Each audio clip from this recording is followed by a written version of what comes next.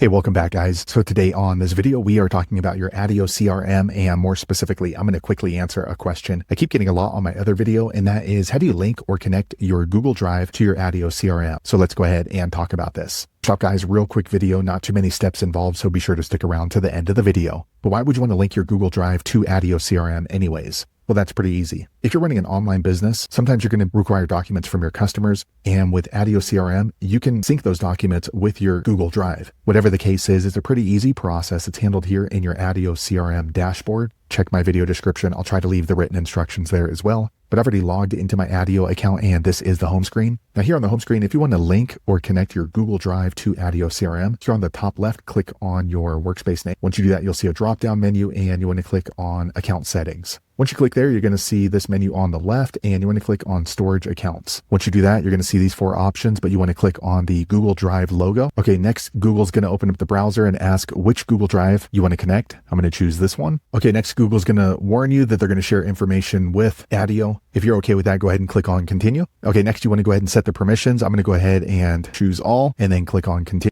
Okay, quick second later, the page refreshes back into the home screen of my Attio CRM. So now my Google Drive is connected. And if you want to confirm it, just click back the same up here on your workspace and then Account Settings. Once you click there, here on the left, Storage Accounts. And now you can see right here, my Google Drive is now connected to my Attio CRM. So there you have it, guys. If you're wondering how to link or connect your Google Drive to Attio CRM, that's the easiest way I know how to do it. If you know an easier way, be sure to leave a comment below. Let the rest of us know how you did it. Hopefully you found that video useful. If so, click thumbs up or maybe consider subscribing to my channel, and I hope to see you on the next video. Thanks again for watching.